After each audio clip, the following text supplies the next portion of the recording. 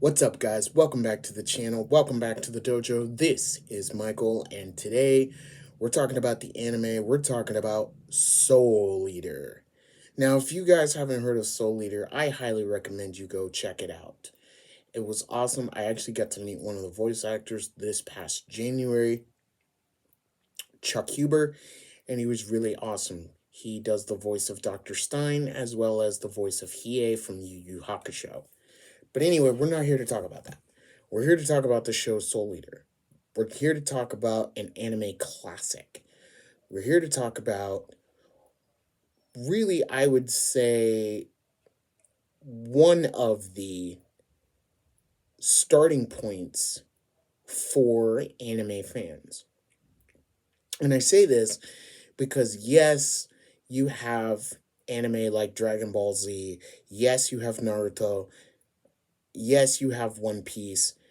Yes, you have Cowboy Bebop, you have Trigun, you have a lot of classics, including Ghost in the Shell. But here's what I can say about Soul Eater that I love very much is, for me, and I remember I told this to Chuck Huber himself, Soul Eater for me, and I would say a lot of anime fans, and I want you to tell me in the comments below, I would say as a starting point, because it was after Toonami was canceled in 2008. It was after, really, people started getting into, I won't say streaming, but they were going to different internet websites to watch anime.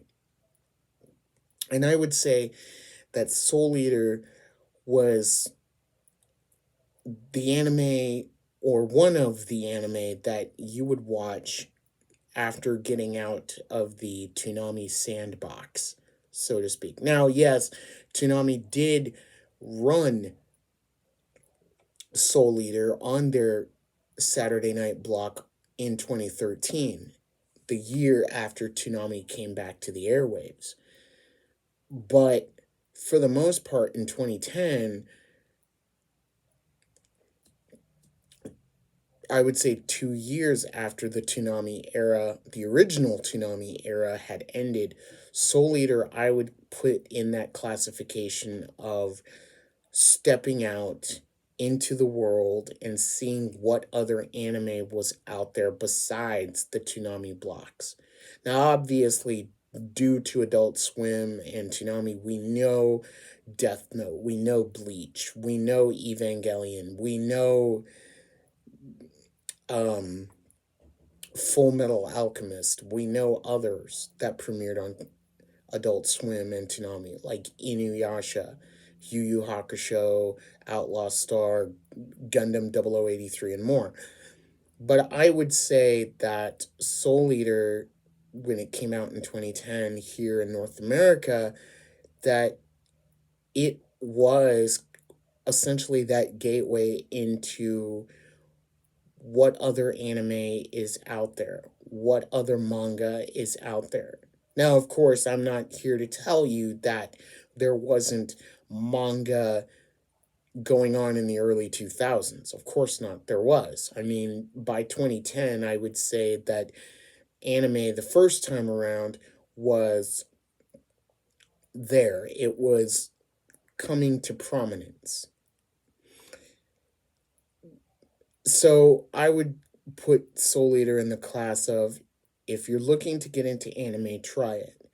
And if you're wanting to know what Soul Eater is about, it's basically about a school being ran by the Grim Reaper, who we know as Lord Death.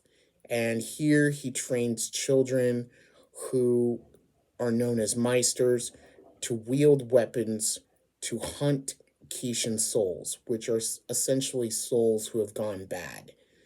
And they reap them. And whoever can collect 99 souls and one witch's soul will earn the right to become Lord Death's new Death Scythe. And we follow three main protagonists in this story. We follow Maka Albarn and Soul Eater. hence the name Soul Eater. We follow Black Star and Tsubaki. We follow Lord Death's son, Death the Kid, and his two weapons, death weapons, the Thompson sisters, Patty and Liz Thompson. And we follow them on their adventures as they make their way through school life while also trying to hunt Kishin souls. Kishin souls are souls that have gone and turned evil due to madness, due to an ancient evil that the Grim Reaper was able to seal away with his own power. Maka and Soul are really wanting to become the best of the best. Maka, who wants to follow in the footsteps of her mother, who was a true genius when it came to being a Meister, and Soul, who essentially wants to become Lord Death's new Death Scythe. It's also worth mentioning that Maka's mother trained or used her father, Spirit, who is Lord Death's Death Scythe. So, and there's many other Death Scythes in this series. I think there's 9, and Spirit happens to be the 9th Death Scythe. Then you have Black Star. Black Star comes from a clan of assassins known as the Star Clan. They are hated and feared throughout basically most of the modern world because they are assassins. And basically, they would hunt souls just for money. Anything. Basically, they did it for wealth, money, and power, and they even traded their own souls to the Kishin. Like, they're basically bad. Well, Black Star is their descendant, and he is hated and feared. But for Black Star, he doesn't care about the past. He only cares about right now. He's looking to make a name for himself, and he loves being the center of attention. He's also a Meister assassin in training, and he's still learning the tricks of the trade. The one thing that Black Star has to learn is he has to learn to control himself. Tsubaki is his partner, and they balance well with each other. Tsubaki is quiet, a little bit timid, but she has a wide variety of weapons at her disposal. She is a Kusurigama, but she also can absorb other weapons. For instance, she can become a ninja star, she can become a Kusurigama with a sickle and chain, she can even become a katana, a demon katana. And there's more to this. Her family is basically a family of weapons, and her brother was Muramasa, a demon sword. She manages to absorb him in a 2-part episode, and she adds his power onto his own. Tsubaki's pretty cool. Next, we turn to Death the Kid, Lord Death's son. Death the Kid is basically training to be the next Grim Reaper. But instead of basically sitting back and letting the others have all the fun, he basically wants to enroll in the DWMA, Death Weapon Meister Academy, just so that he can improve his skills. His 2 weapons are the Thompson sisters. They were basically homeless weapons living on the streets of Brooklyn, New York, until they joined up with Kid. Now, here's the interesting thing about Death the Kid. Death the Kid loves symmetry. Okay, I mean, this kid loves symmetry to a T. If anything looks out of symmetry, if anything looks out of place, he goes nuts. I mean, nuts. He can't stand it. It's kind of neurotic, actually. And with Death the Kid, the Thompson sisters equal him out. They balance him out perfectly, save for the 3 striped lines on his hairline. But other than that, he's very strong, very powerful, but he always does the right thing. And he's kind of looking to make a name for himself, but not as much as Black Star. And of course, we're introduced to some other characters throughout the way, like Dr. Stein, Dr. Frankenstein, who has a screw in his head. We have Sid, who was a former teacher of the DWMA, and then was brought back to life. He was killed, brought back to life, and then turned into a zombie. And he loves to say, when I was alive, I did such and such, and so on and so forth. He's essentially a teacher, kind of like a groundskeeper, but he's also a guard for the DWMA. And we meet various characters throughout the way. We meet Spirit, we meet a cat spirit who is able to transform into a witch named Blair.